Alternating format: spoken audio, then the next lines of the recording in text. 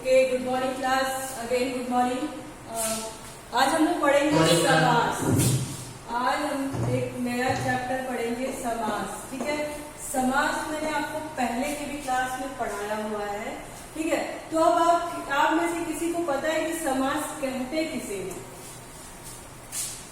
समास, हाँ, तो बताइए समास किसे कहते हैं? हम दो या दो से अधिक शब्दों के मिलने नए शब्द बनने या समास कहते हैं। अच्छा, और कोई?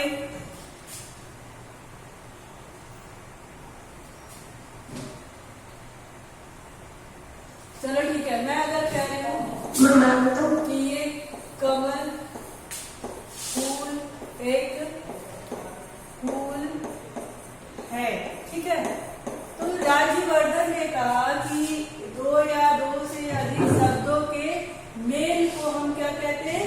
समास कहते हैं। क्या ये सही है? क्या ये सही है? No ma'am. No ma'am. तो क्या होगा सही? क्रिया को समास कहते हैं। सही क्या होगा?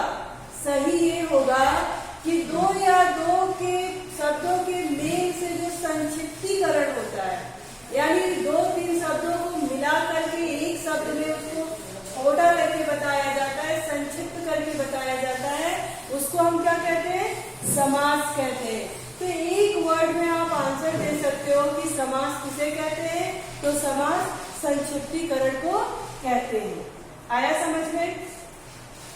आया समझ में?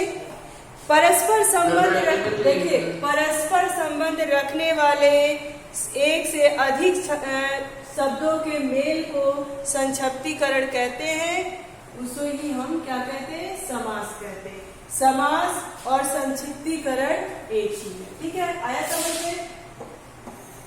आप ये नहीं बताओगे कि दो या दो से अधिक शब्दों के मेल को समास कहते नहीं।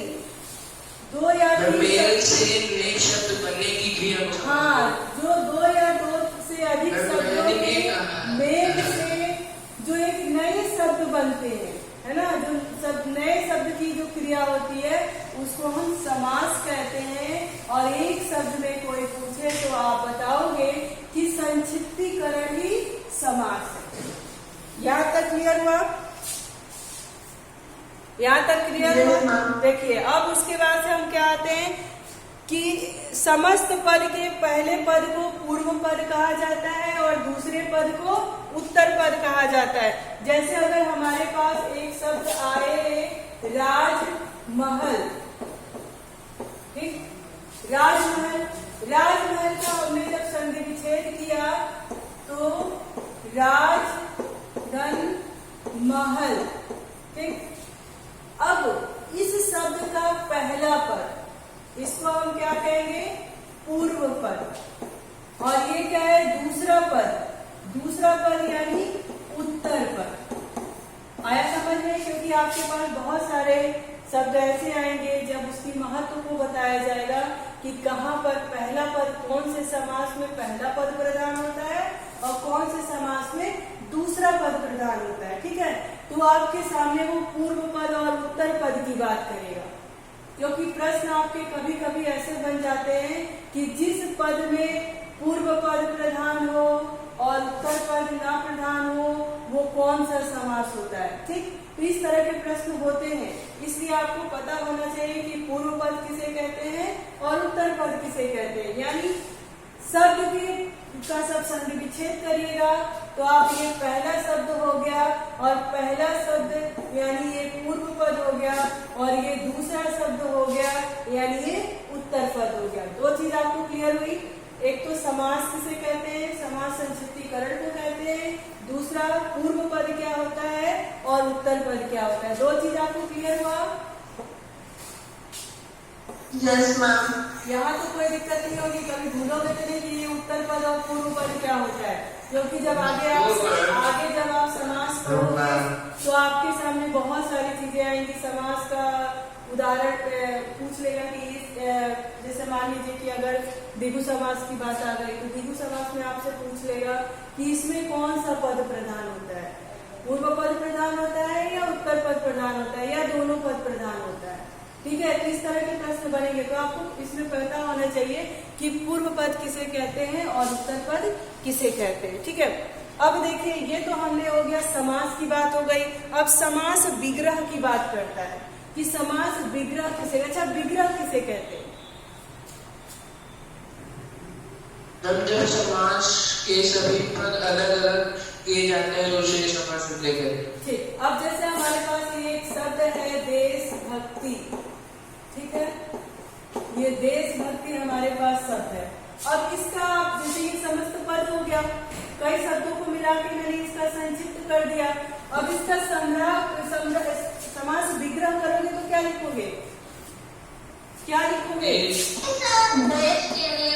देश के लिए भक्ति।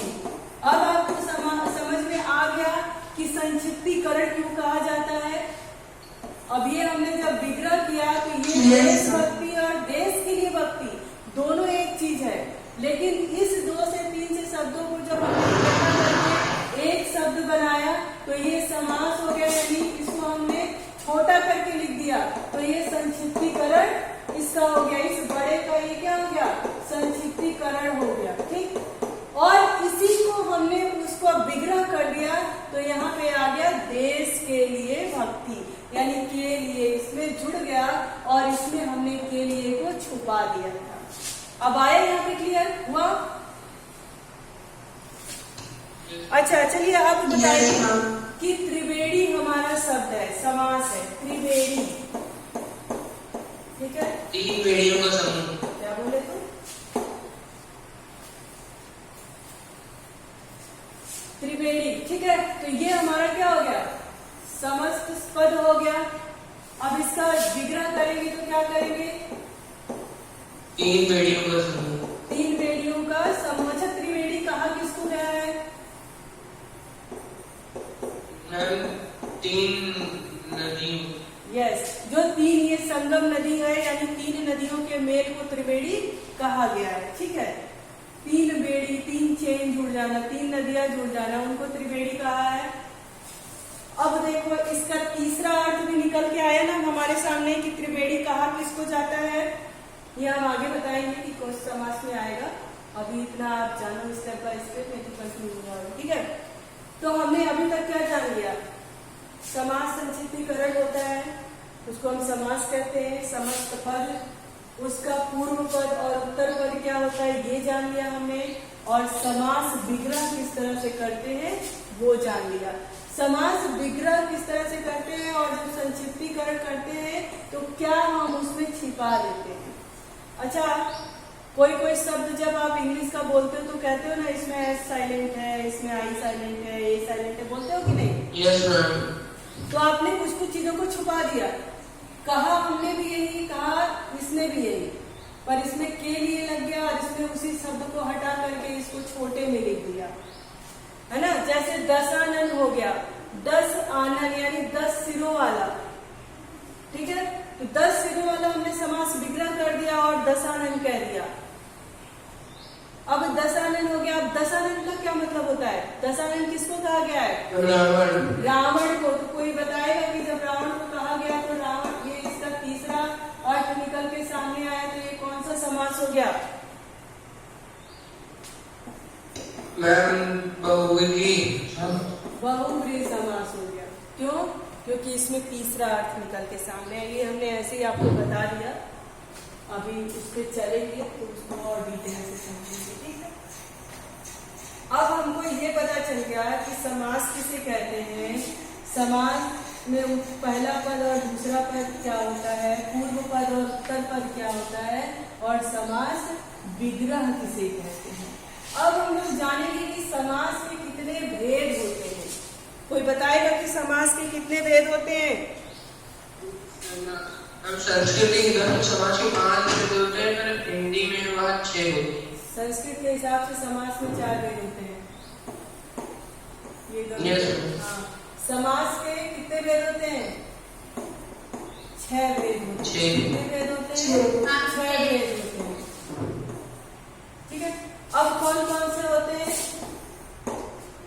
कौन कौन से होते हैं? तत्पुरुष समास, कर्मधारय समास, द्वितीय समास, द्वंद्व समास, अव्ययभाव समास, अव्ययी भाव समास, द्विगु समास। हम बोल दिया। हाँ, उसके बाद आता है हमारा तत्पुरुष समास, उसके बाद आता है बहुव्रीहि समास,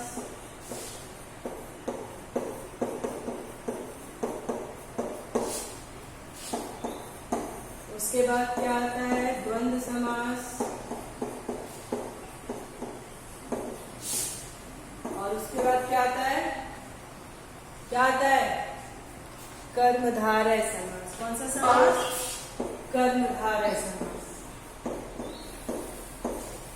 तो पहले हम लोगों ने देखा समास संक्षिप्तीकरण होता है। मैं बार बार रिपीट कर रही हूँ ताकि आपके ध्यान में एकदम से अच्छे से हो जाए। तो संक्षिप्तीकरण को समास कहते हैं।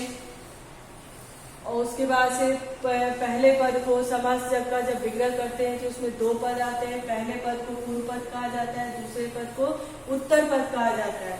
फिर समास का विग्रह कैसे करते हैं और उस विग्रह से समस्त पद कहते हैं और उसको विग्रह कहते हैं। ठीक है, उसके बाद हम जानेंगे कि समास के कितने भेद होते हैं।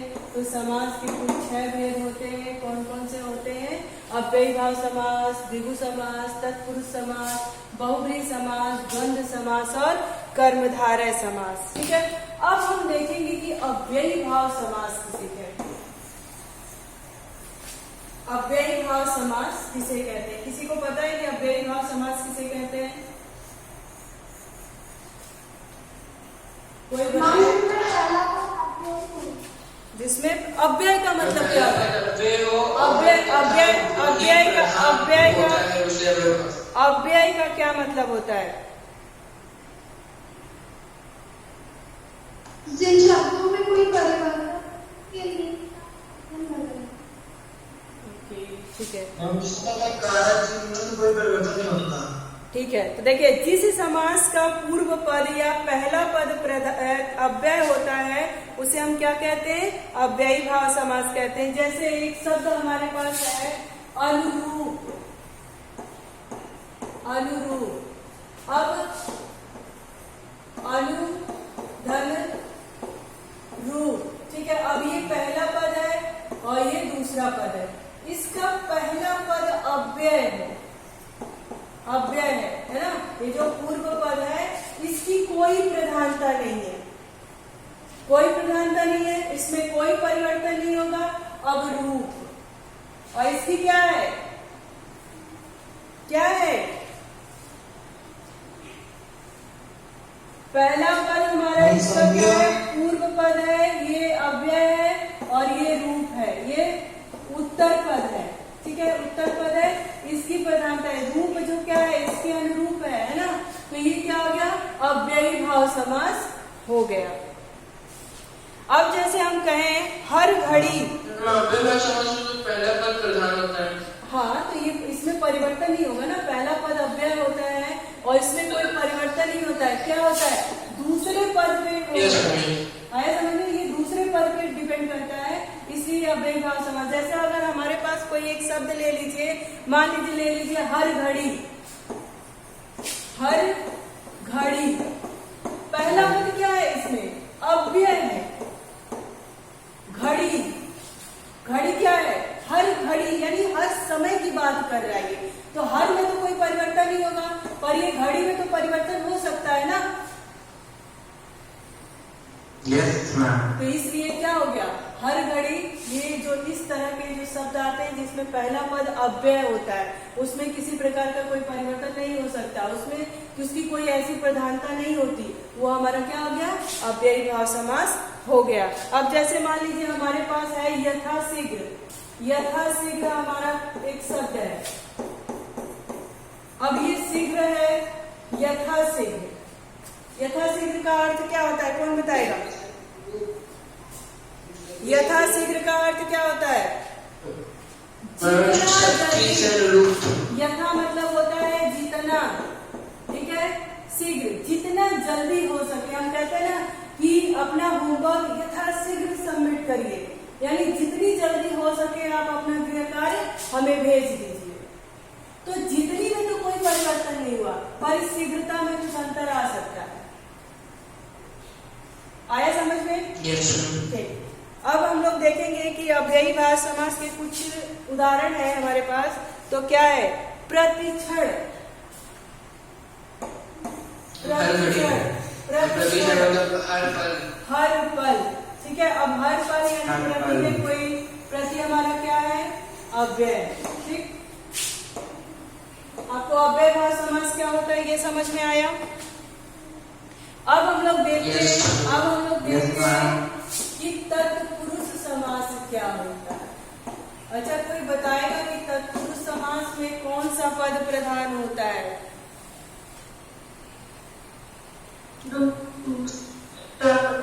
तत्पुरुष समास में कौन सा पद प्रधान होता है? पूर्व पद प्रधान होता है या उत्तर पद प्रधान? उत्तर पद प्रधान होता है। उत्तर पद प्रधान होता है। जैसे और प्रधान दोनों होता है। हाँ, जैसे मान लीजिए कि इसमें अगर हमारा एक शब्द हो ग्राम पंचायत, ग्राम पंचायत। अब ये प्रथम पद है हमारा, यानी क्या है? पूर्व पद है। अब ग्राम की तो बात कर रहा है और ये किसकी बात कर रहा है? पंचायत की बात कर रहा है। तो गांव यानी कॉमन चीज हो गई, गांव की बात कर रहा है। अब पंचायत की बात कर रहा है। तो अगर ग्राम पंचायत के द्वारा कोई निर्णय लिया गया तो वही पंचायत ही तो मेन हो गया ना, कि पंचायत के द्वारा कौन सा निर्णय लिया जा रहा है, क्या हो रहा है, पंचायत क्या कह रही है। तो इसका उत्तर पद क्या होगा? उत्तर पद क्या होगा? प्रधान होगा। और पूर्व पद क्या होगा? और पूर्व पद क्या होता है? गौण होता है, यानी इसकी कोई प्रधानता नहीं होती है। ये मतलब सामान्य होता है। गौण का मतलब सामान्य है, प्रधानता इसमें किसकी है? क्या अर्थ है? क्या? सामान्य। ठीक है, गौण मतलब सामान्य, उसकी कोई प्रधानता नहीं है, बस वो ऐसे ही है, इस तरह की बात है। ठीक है, अब जैसे मान लो तो इसमें पहला पद क्या हो गया? गौण हो गया, ये निम्न हो गया, इसकी कोई बात नहीं कर रहा, परंतु ये पंचायत है तो पंचायत ही मेन है। अगर ये मेन है तो यही प्रधान है। तो तत्पुरुष में आप क्या कहोगे? तत्पुरुष में बताओगे जिस समास में पूर्व पद यानी पहला पद गौण होता है और उत्तर पद यानी दूसरा पद प्रधान होता है, उसे हम तत्पुरुष समास कहते हैं। अच्छा, अब मेरे पास एक शब्द है बस के लिए टिकट। अब बस के लिए टिकट, तो ये शब्द बड़ा है, इसका समस्त पद क्या कहोगे? समस्त पद क्या होगा? समस्त पद क्या होगा? टिकट। बस टिकट। अब देखिए, बस हमारा क्या हो गया? पूर्व पद हो गया, यानी पहला पद हो गया, और ये टिकट क्या हो गया? उत्तर पद हो गया।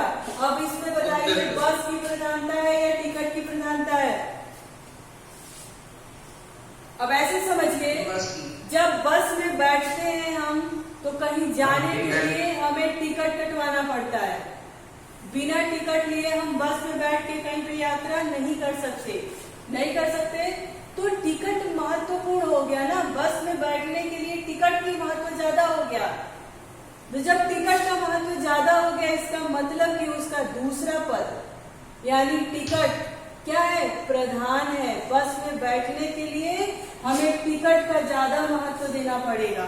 क्यों? क्योंकि बिना टिकट के हम बस में बैठ के यात्रा नहीं कर सकते।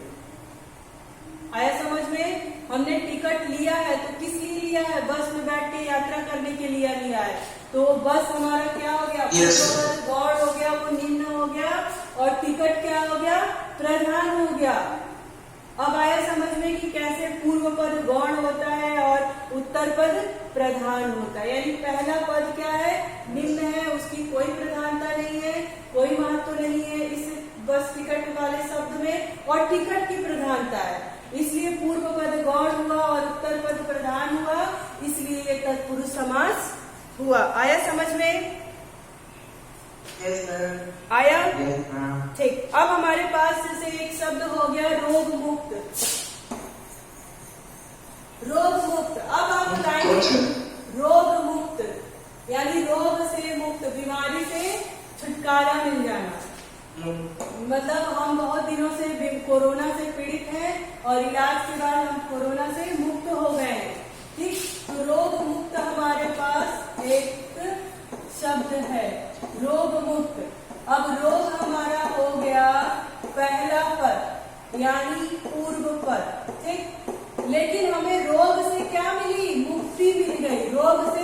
हमें छुटकारा मिल गया। तो रोग तो था ही, रोग की तो कोई बात नहीं, बीमारी तो कुछ भी, लेकिन मैं जो हो गई रोग से मुक्त हो गई, यानी हमारा ये मुक्त क्या हो गया, दूसरा पद हो गया। दूसरा पद यानी उत्तर पद हो गया, और उत्तर पद की ही प्रधानता है। आया समझ में? अब रोग मुक्त यानी हमारे शरीर में बीमारी है, चलो बीमारी है, परंतु मैं मुक्त हो गई उससे। तो ये इम्पोर्टेंट है ना कि मुझे रोग तो हुआ पर मैं रोग से ठीक भी हो गई, रोग से निजात भी मिल गया मुझे। मैं बीमार थी परंतु मैं स्वस्थ हो गई, मेरा शरीर जो है वो रोग से मुक्त हो गया। तो रोग से मुक्त हो गया तो किसकी प्रधानता हो गई, मुक्त की प्रधानता हो गई। यानी मुक्त होना यानी बीमारी थी हमारे शरीर में लेकिन मैं स्वस्थ हो गई। तो ज्यादा इम्पोर्टेंट क्या है, बीमारी तो हुई परंतु मैं स्वस्थ हो गई। जब स्वस्थ हो गई तो हमारे लिए यही सबसे महत्वपूर्ण बात है कि मैं स्वस्थ हो गई। आया समझ में? Yes ma'am. आया? अब तो नहीं भूलोगे कभी? No ma'am. ओके, अच्छा अब देखिए पहला हमने क्या जाना था, अव्ययी भाव समास। अव्ययी भाव समास में क्या होता है, पहला पद क्या होता है, अव्यय होता है, उसमें कोई परिवर्तन नहीं होता है, और दूसरे पद में परिवर्तन हो सकता है, वो अव्ययी भाव समास हो गया। तत्पुरुष समास में क्या होता है कि पहला पद गौण होता है और दूसरे पद की प्रधानता होती है, उसको हम क्या कहते हैं, तत्पुरुष समास कहते हैं। यहाँ तक तो समझ में आया होगा ना? अच्छा चलिए समझ में आया है, समझ में आया है तो एक शब्द है बेलगाम। बेलगाम का समास विग्रह करते हुए इसके समास का नाम बताइए। बे प्लस अव्यय भाव समास करंट तत्पुरुष समास। बेलगाम, ठीक है, बेलगाम हमारा एक शब्द है। इसका पहले तो आप समास विग्रह करिए, उसके बाद समास का नाम बताइए। कौन बताएगा? हाँ बोलो। मैम इसमें बे प्लस लगाम होगा और ये अव्यय भाव समास। अव्यय भाव समास होगा। क्यों? क्योंकि ये बे जो है ये अव्यय है, इसमें परिवर्तन नहीं हो सकता। लगाम, अब ये तो आपने अव्यय भाव समास बताया, एकदम क्या होगा?